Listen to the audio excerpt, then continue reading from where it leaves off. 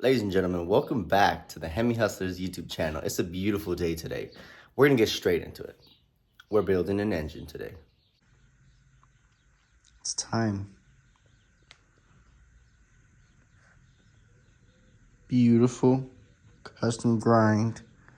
Stage 2 cam, stage 2 blower cam. So this cam is very similar to the cam inside the 426, except slightly smaller, ever so slightly smaller. It's still gonna make some pretty good steam down low, and this one is boosted, so this is a very good combo we have here, and it should chop excellent as well.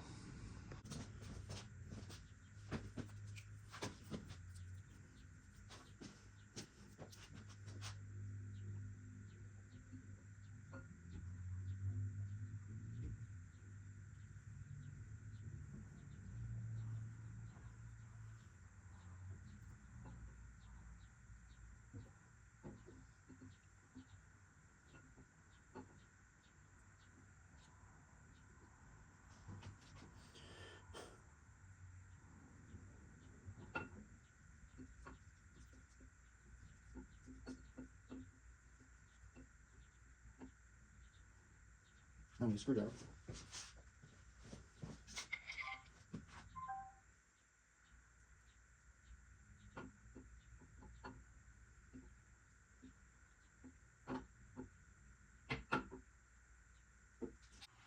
I found something very interesting that I would like to share with you guys that is very critical when it comes to engine building, and that is detail. Right? So this is the crank sprocket from the milling kit that I purchased. So this crankshaft already has a woodruff key, right, for the crank sprocket. So if you'll listen closely, there's some back and forth play here, and that is because the tolerance between the woodruff key, the width of the woodruff key, and that keyway is too loose. And that's a problem. We can't have this. I mean, that's a no-go for me. This is the one that came off of it. This is the milling that I'm installing. As you can see, the milling is definitely an upgrade. You can see the metal was heat treated and hardened and all that good stuff. This one, I mean, I'm sure they did it to this one as well, but this one just looks like a more higher performing unit. Well, anyways, let's try and install this one. So that one fits on there pretty tight. It doesn't even go all the way through, which is, well, a problem. Now, I wasn't going to use this one anyway. If it worked, I just kind of wanted to show you guys how it's supposed to be tight. Not this tight either, but it's definitely supposed to be tighter than that. So I have two options here. One, I can remove this woodruff key, have my neighbor weld slightly over it, and then ground it flat until the point to where it fits perfectly on here. Or two, I can warranty this and get another one and then see if that works. If not, I'm going to have to do what I just said in option one, regardless. I disassembled the intake manifold for Filiberto's car. This is the 6.1 liter stock Hemi intake manifold.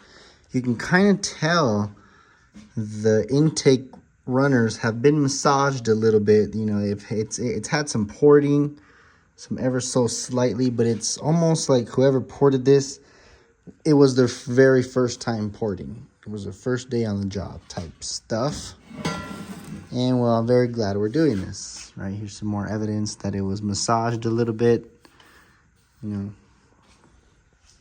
I guess it feels your very first time doing this. Okay, whatever, but we're going to have this done a lot more professionally than this, and there's still a lot of material to be removed from the runners so we can flow some serious CFM. And I wish we would have done that on this one, but it's okay because that someday is going to get a supercharger on top of it, so it won't struggle for airflow once the blower's in there. But this one already has a supercharger, and it's well within our budget to kind of do this. So we're gonna go ahead and because there really isn't, I mean, there's a couple intake manifold upgrades you can get. You can get the Holly Sniper, you can get the bigger Sniper, you can get the high ram, you can get the regular ram, and then you have the stock 6.1. Now, for the price of porting, it's like we could have gotten, yes, a better intake manifold, but then, well, that intake manifold that we get, we're going to want to get that ported as well. So it's like, it's a never-ending cycle. So we're just stick with what we have for now. It's kind of what it already had and what it was using. And so we're going to go ahead and ship the intake manifold along with the throttle body. Right, so you can see the throttle body still has a lot of material left to be removed from it. We're going to ship this out to our porter tomorrow, and then we're actually going to go pay him a visit, and he's going to show us what he does, a little bit about what he does, and what he got planned for this. So if you guys remember the last clip I showed you guys where this crank sprocket had some had some play here, that's not good.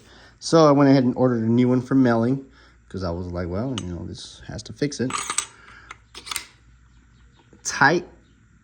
Ooh, no movement at all. So this means that it's not going to make noise. It also means that the timing won't fluctuate 0.01 degrees, right, of valve timing and stuff. So, bam, that's a score right there. That is a score. Also, I got the heads back from porting, and I got the intake manifold from porting. And let me show you guys how awesome of a port job this person did, right?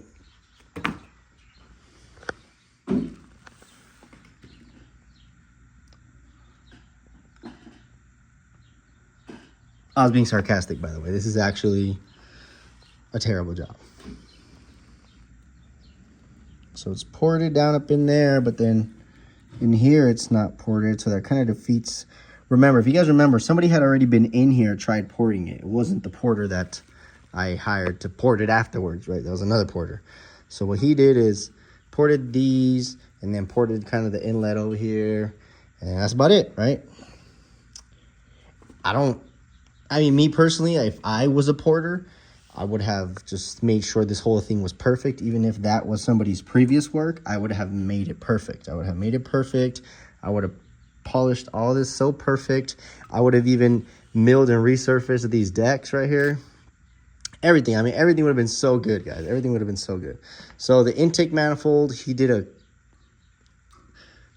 tier -1 job. I had him port the throttle body as well. I mean, I guess it's like, whatever. Lost for words. I had him port the heads. Now I can tell he did a decent job on the heads. This ain't no CNC porting work, right? Obviously, these are heads. And if you guys think these heads look familiar, that's because this is the exact same head combination that we used for the black limb build. We're using the same combo on Filiberto's build. Same valve, same spring, same everything, because it was tried and true and it worked. And that's what we're all about right here. We're all about upgrading. Oh, here we go, breaking stuff.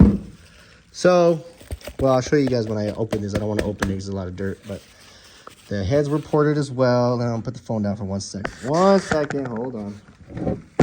Show you guys kind of with the exhaust. See if you guys can see up in there. It was ported. So the head porting was definitely, I can tell you put a little bit more love and all that stuff. A lot more love into the heads than the manifold. But, the reason I went with this guy is because he was cheaper. And, well, I'm 100% done. I'm 100% done, guys, with saving money. Like trying to save $1 by going to the cheaper guy. I'm done. I'm done, right? I want to provide somebody the best service possible for my clients, meaning we're going to have to spend a lot of money, right? This porting service here for all this was $1,100. The other guy that was going to do the job super good was $2,000. I should have just coughed up the extra money. Is Filiberto's going to be probably disappointed? Yes. Am I disappointed? Yes. Is this a problem? Yes. But Thankfully, the intake manifold is easily replaceable at any given feature. You know, we can swap the intake manifold and that's done. Thankfully, the heads were done right because these we just can't swap. They're very expensive. So yeah, that's it. Just want to give you guys an update. We're going to get back to working on the Filiberto's 300 build, and this should be done. This is May something. I want it to be done by the end of the month. At least the engine in, fired up, and all that. And as you guys know, I work very slow, so I'm... yeah, right, that's going to happen. But I'll try my best. Something very interesting here that somebody may have easily overlooked, or somebody will easily overlook during the installation and the process of building this engine. One, this tensioner is stronger because it has more of those little shim deals inside. This one has 4, this one has 2, so automatically this tensioner is going to be better than this one. Another reason why this tensioner is superior to this one is because this nylon timing tensioner guide here, this is the timing chain guide, this is the tensioner guide. I don't know if you guys can see, but there's like a little line that goes right down the middle of this, all the way down. You see it? You can like faintly see it. Well, that's the casting flash, right? What would be casting flash? It would be the equivalent of like something like this, right? You see how there's this line right here? That's casting flash from when they make this. Well, the problem with that is that this chain is going to ride on this casting flash. And since it has a little lip, it gets caught on my nail. That means that's a wear item. The chain's going to eventually wear down that casting flash. And now we're just going to have a bunch of plastic nylon in the oiling system, in our lubrication system. That's not good. I don't like that. This one, on the other hand, does not have any of that casting flash. This one was manufactured in a different way that made sure that wasn't there. They definitely thought about this. So this is definitely a superior piece than this. I will not be using this Chloe's. Surprise, motorcycle. Bam! Man, this thing looks good. Oh my goodness. I just took off the tape from the mating surface because I'm going to test fit the head gaskets. Whoo! She's coming along beautifully. Look at that. I mean, just look at that. Oh, it matches the wall so good. What is this going in? For those of you who are new here, I want to say welcome. Welcome to the Hemi Hustlers YouTube channel, where you're going to learn a lot. I don't give you guys every single tip, right? Not all my game, but I give you a lot more game than what others would give you. This is for a 2006 Chrysler 300 SRT8, known as what I like to call it, Filiberto's, right? Like the restaurant, because the owner owns a Filiberto's. So this is why I call it the Filiberto's 300. This is a 6.1 liter based 6.2 liter. So this has a drop-in rotating assembly, scat crank, scat rods, CP Carilla pistons. It's a very high quality setup here. It's an awesome build, not gonna lie. I love this color. Blue's my favorite color. I love what we're doing to it here. I don't like the fact that it's taking me this long, but it's gonna be perfect when I'm done with it. And we're gonna get to it. So I got the heads painted up. Heads are painted. Now what I need to do is test fit the gasket. I'm gonna test fit the head gasket. You never just wanna put stuff to slap it together and say, bam, bam, thank you, ma'am, it's done. No, that is a very no-no when it comes to engine building. Why? Because sure, even though the part is specifically built for this, it's an OEM 6.1 liter head gasket for the SRT8. Maybe they had a defect during the manufacturing process. Maybe we have one defective head gasket, right? And you wouldn't know it because you're just trusting the fact that you can just slap it on. Well, don't do that ever. Never, ever trust the fact that you can just slap it on, right? Slap it on and double check everything. Double check the thickness of the gasket. Double check that the piston's not going to smack the gasket when it comes up to the top side. Double check that maybe the gasket orientation, is not wrong. Just check everything. You want to check everything. Even when you're putting in these plugs, just check, something so simple, just check it, right? Just check it out. when you're putting something like this, if you guys remember on the last video, or maybe on the last clip of the video, I was showing you guys that the crankshaft the crankshaft sprocket had a little plate, right? That would have been so easily overlooked by anybody. Always check everything. Be curious. All right, check it out, guys. Piston all the way top dead center. See how we have this gap in between the piston and the cylinder wall? It's called the piston to cylinder wall clearance. Well, as you can see, the piston is smaller than the diameter of the head gasket bore right here, right? The piston is smaller than here, which is good because that means at top dead center, it's never going to touch. We have that gap. That's good. Now you also need to account for thermal expansion. As this gets hotter, it will expand. Not that much. Obviously, it's not going to expand so much that it touches anything, because if it did, the engine would blow up. But you still need to account for thermal expansion. You can see all the way top dead center. Beautiful. Everything looks beautiful. With this head gasket thickness, I'm going to measure it, but we should have plenty of piston and valve clearance. This piston should never touch the head, right? It's never going to come so far that it touches the head. It's never going to come so far up that the valves touch anything. As you can see, it has an intake valve relief. And overall, this shape right here in itself is a valve relief. This is to lower the compression ratio, so that way it can create more boost, right? Because if this was a flat top piston, it'd have a higher compression ratio. So this side is done. I'm gonna go ahead and check the next side. Now that you've checked the block, you wanna make sure you put the gasket on the cylinder head and check that. Sometimes when you upgrade the valves, bigger valves, you know, they may almost touch there. Just look over everything, right? Line up all the holes, look over everything, make sure there's nothing weird going on.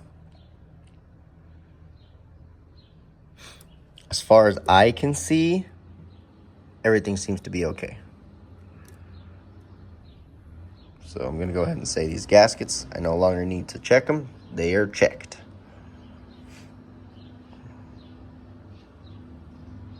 These cylinder heads are beautiful. Shout out to my machinist. He really did good work on these. But looks are not anything. Performance is everything. So once we install these and we're revving to the moon and nothing happens, then I'll gladly say he did a good job. He did a good job on Blackland. I'll give him that. So let's keep going. I'm currently taking off all the paint, masking them, because then I'm going to wash them just with some water. I'm just going to rinse them down with some water and then give them a quick dry, and then should be probably hit them with some acetone right here, mating surface, and then good to go. I got my ARP head studs on, and just earlier I decided that every cam job, or any time I take the heads off, I'm gonna put ARP head studs on, because the stock head bolts from Mopar cost like slightly cheaper than the head stud kit from ARP, and the head bolts from Mopar are one-time use. The ARP stud kit is unlimited time use, so as long as they're not stretched, right? And well, I mean, you gotta be pushing some serious power to stretch some head bolts. I have yet to see that happen, at least in my personal experience. So that's gonna come standard now every time I take off the heads on any Mopar. I want you guys to get a beautiful visual before I put the beautiful heads on. Gorgeous, gorgeous. Check this out. The passenger side head is officially bolted on. Look how sick this looks. Yes, I can already envision the other side being on. I forgot the head gasket. You thought so good. That actually would have been terrible, but hilarious, but terrible. Look how awesome this looks. Don't mind the back. I actually have to take off all this paint so we can get a good ground. I don't know what I was thinking. I usually never paint the back. This time I was like, oh, I'm gonna paint the back, and now I'm like, I gotta take off all the paint with some acetone. But looks great. ARP head studs, ported cylinder heads. Man, it's looking good. Here she is. Have both the cylinder heads bolted on. This engine looks beautiful. Now, I'm gonna measure for the push rod length. MMX has a pretty comprehensive video on their YouTube channel. Go ahead and watch that if you're interested on how to measure push rod length. But pretty much, number one, top dead center on the compression stroke. And then you get your zero lash number via compression tool tester. Push rod length tester. The kit, right? I have this Manifold push rods kit, and I have this super large dial caliper. And that's what I'm gonna be doing right now. So these are my zero lash numbers. No, you cannot use these numbers because there's different variables that can determine this number. So you can't be like, oh, well, Hemi Hustlers, you know, Josue used this number for his build and it worked good. I'm gonna use those on my build. No, that's not how it works, right?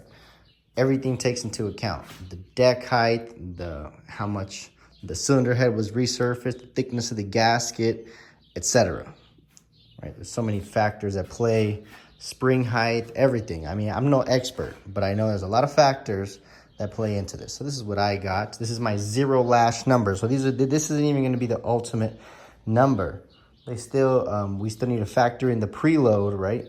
That goes into this lifter, you know, the sweet spot for this non-MDS Hellcat lifter, the preload for that. So that's what I got with this number. I can go ahead and hit up Modern Muscle, MMX, and get some push rods on the way.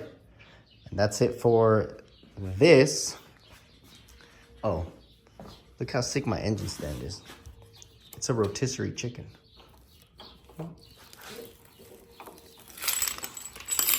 Oh my God, I just scratched my engine. Not good. Not good. It's pretty sick, huh? So with that, peace. On to the next video.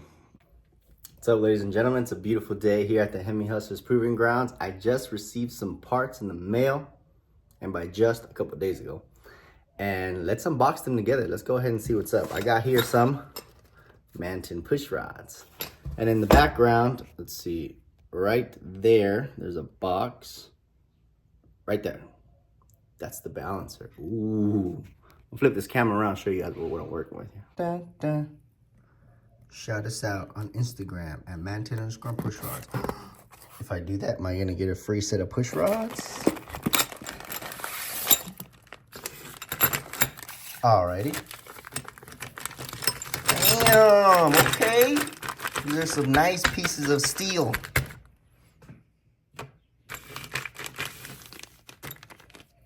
You know what? Let's take these out of here.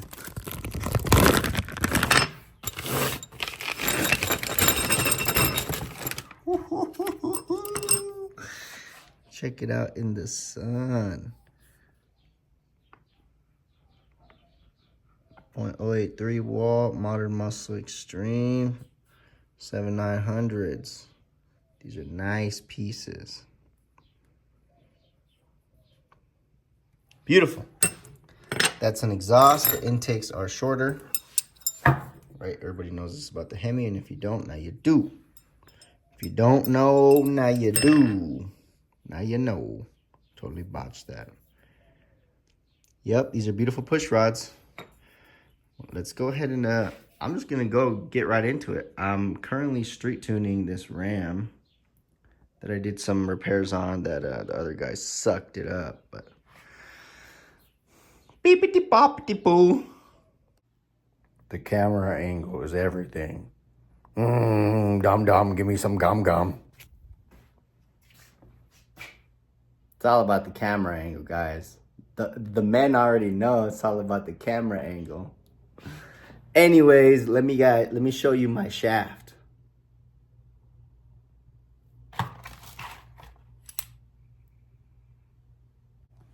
PG-13 shaft. This is a brand new Mopar. Look how beautiful this is. Exhaust rocker shaft. How do you know it's an exhaust? Well, for one, the intake rocker shaft has an I for intake. The exhaust doesn't have anything because the other one's already marked. So that's how we know. Now, why am I replacing this entire shaft? Well, if you've seen my other videos of the Blackland builds, right, since this is a fixed rocker tip, right, it's solid. There's no roller. Sometimes they get worn down right there at the roller, at the rocker tip right here. The tip, they get worn down. It starts to pit. And well, unfortunately, you know, Mopar's slick. They don't sell just the rockers. Right? They don't sell just this one rocker. They won't sell that. You have to buy it complete like this, the rocker shaft. So that's why I bought the rocker shaft. Now it's cool because the rocker shaft already comes with the bolts that I like to replace anyways every time because they're torque to yield, which means you have to stretch them. Now, a huge improvement over stock is this. All the holes are chamfered, deburred, however you want to consider it or call it. That is a huge upgrade over stock right there. Lubrication, right? This is going to have this baby going a million times perfectly, no problem. So yeah, do it. I'll show you guys how the push rods look. I just put the exhaust push rods on. They look great. I'm about to put the exhaust rocker shaft on, and then I'm gonna wrap it all up again and go take it for a street tune because my tuner just sent me 2 revisions. I'm pumped up. So in the meantime, while I'm not doing street, so this is how it works, guys. Let me show you. So this is how Hemi Hustlers operates. For the most part, I like to take in one big project.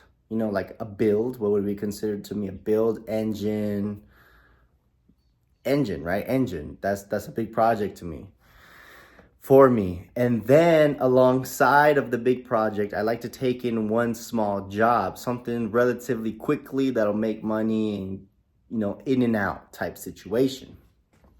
Does that happen? No. Cars never here at Hemi Hustlers are in and out. Not even an oil change. I swear it takes me all day to do an oil change. But that's kind of how I work. So I don't take just work in like that. I am appointment based, and I love it. I love the way things are flowing here. If I just had some shade, which I am working on some shade out front, and possibly a helper once the shade is done, the Hemi Hustlers is going to blow up ridiculously, guys. It's going to blow up ridiculously. And I totally see that, and I envision it. I have everything planned out in my head. So if God gives me life, we can make this happen together. You as the viewer and me as the content creator, right? We can make it happen together. So that's kind of how I operate around here. So I'm going to go ahead and put these rockers on. So get to a good stopping point and then go street tune that.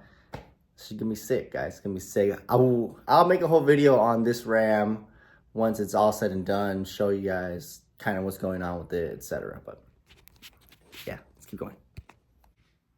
Check it out, y'all. Check it out, y'all. That's how it looks when the rocker shaft is bolted onto the cylinder head. Bang, bang, bang, bada bing, bada boom. Mr. Worldwide has stepped in the room. Look how beautiful this timing cover looks after primer and 3 coats of gloss black. Pretty shiny. It's beautiful. While I was painting this, I was also working on this engine. If you guys remember, it didn't have this. It had the slot for it. As you can see, the slot for it, the groove for the keyway, or the keyway, I should say. But there was no key. Somebody had pinned the crank, which didn't make sense because it has a slot for a key. So, the key in itself is nothing special.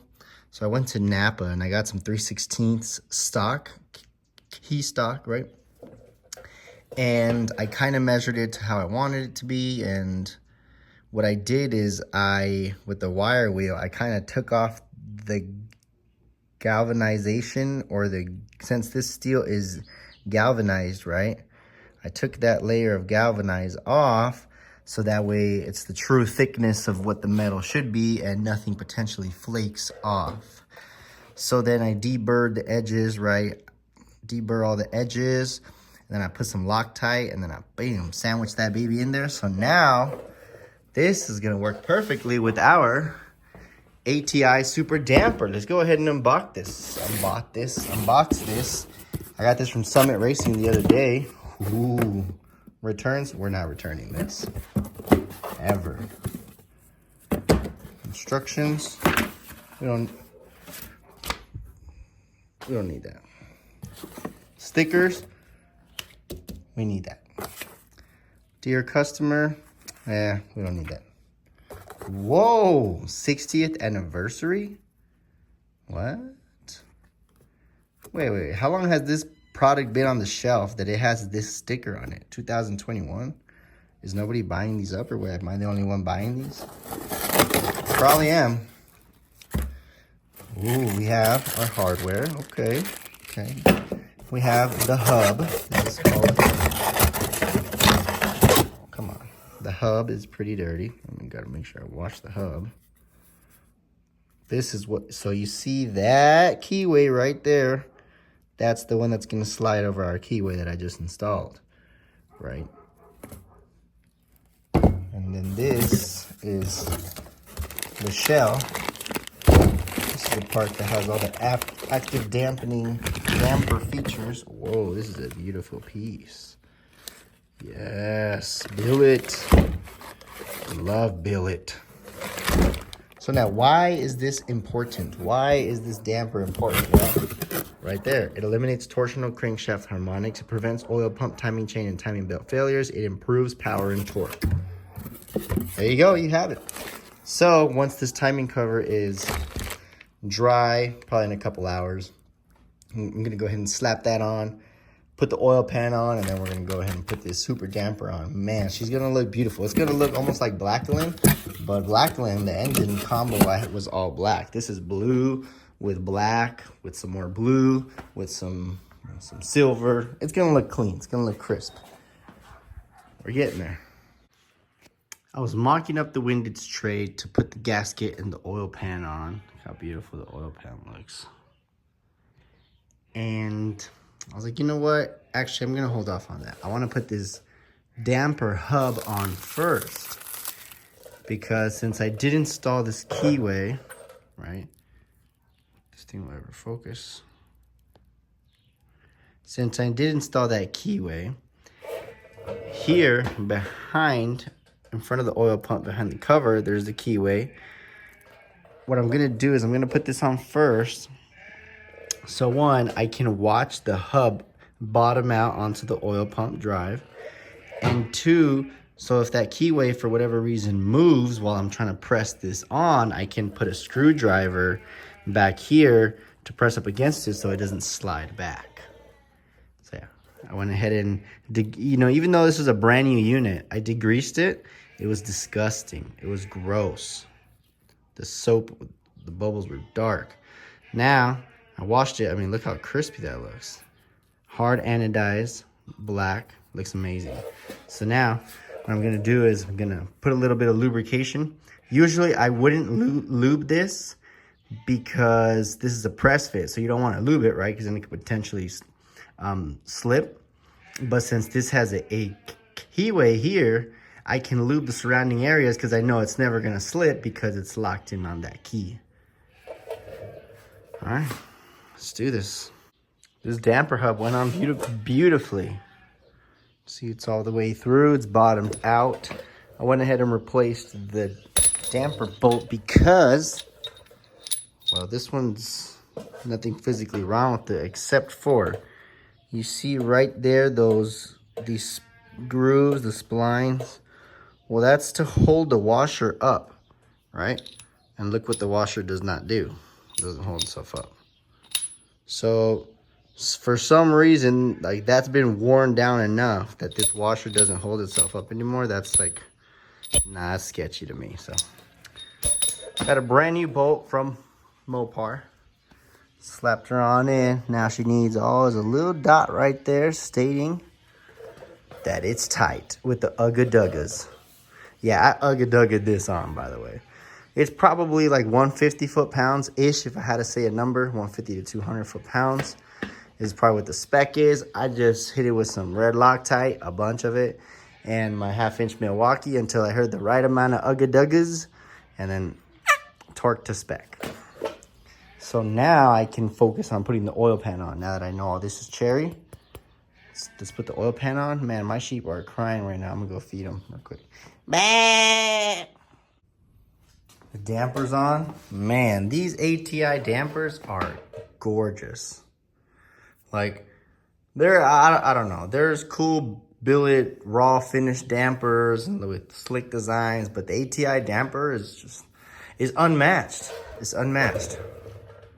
The quality is amazing. The way it looks, feels, the way it operates, the way it actually does what it does.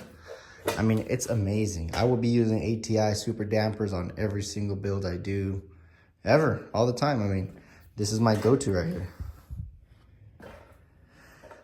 And with the engine, with the black timing cover and the oil pan, man, once I have everything on in the sun, whew, chef's kiss is gonna look gorgeous. This engine is gonna look sick. So now I'm waiting for the paint to dry. I washed, degreased, scrubbed the bolts for the oil pan and painted them. So let's see. I guess they're kind of dry to the touch now, so I can put the oil pan on. Here's our oil pan, brand new. This is an oil pan from Dorman. The Dorman pan is about 100 and something. The stock Mopar pan is 300 and something. And it's the same exact thing, right? The same exact thing. Actually, the Dorman pan was superior than the stock pan that it was, because you see, this is the wave brake, right? So what happens is when you floor it, all the oil is going to come here, but these pockets prevent it from going all the way back, right? It can retain some of that oil. Well, the factory pan from the SRT8 of 06 doesn't have these at all. So if anything, this cheap Chinese Dorman is an upgrade than what was stock. The stock one, just to give you guys a quick glimpse, is this one. You see? It doesn't have that. And well, why am I replacing it? Because it's broken. You can see somebody broke it. For whatever reason, they broke it.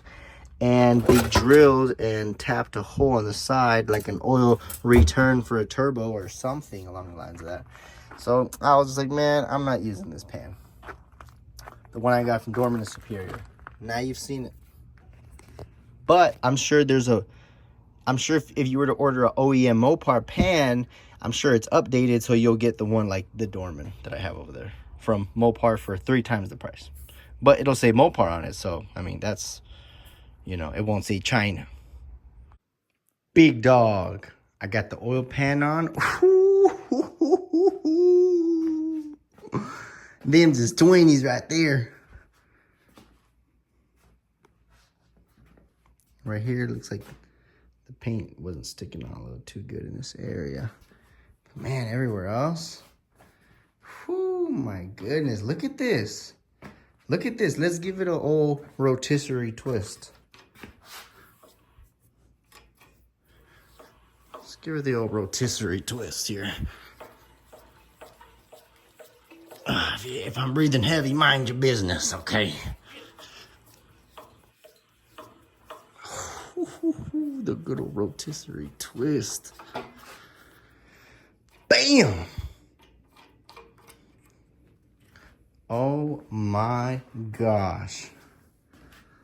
Look at this. Look. Oh my gosh. Oh my goodness. Bro, look. Like, look. This is insane. This is like one of the sexiest ones I've ever built. In terms of looks, right? Wow, bro. Don't mind the back. Oh my goodness. I need to flip this around. I need to flip it around real quick. Let's check it out. Flipped it around. Oh yeah, that's the angle I was looking for. That's it, right there, the money shot. Oh, goodness gracious. Just with the paint alone, it's gonna make like 700 horsepower. The paint puts you in Hellcat territory, just the paint. My, oh my, I'm like starstruck, I'm gazed. This is beautiful. This makes me nervous how beautiful it is, because this means that it needs to perform just as good, if not better, than how it looks. And if it doesn't, I'm throwing in the towel, guys. Like, I'm retiring after this one. Oh my goodness. Yeah. So this is my spare engine. When I do my engine, it's gonna have that same blue because it matches my wall, right? Old Ford blue. Oh, this is too sick. Too sick. This right here is beast. But it's just an engine. If you're somebody who wants this engine in your car, you can achieve it. Just work hard enough, save your chips, and one day you'll have a big dog engine like this in your Hemi. I build Hemis for a living. I work on some of the baddest cars here in Arizona. And I don't even have a Hellcat or an SRT or anything like that because it's not my time yet. My time will come. Your time will come. You gotta be patient and you gotta persevere and you have to push through it. And just every day, you know, little progress, because small progress, still progress, right? Small progress is still progress. That's what I love saying. Small progress is still progress. So the small progress that we did today, install 2 bolts and torque them down.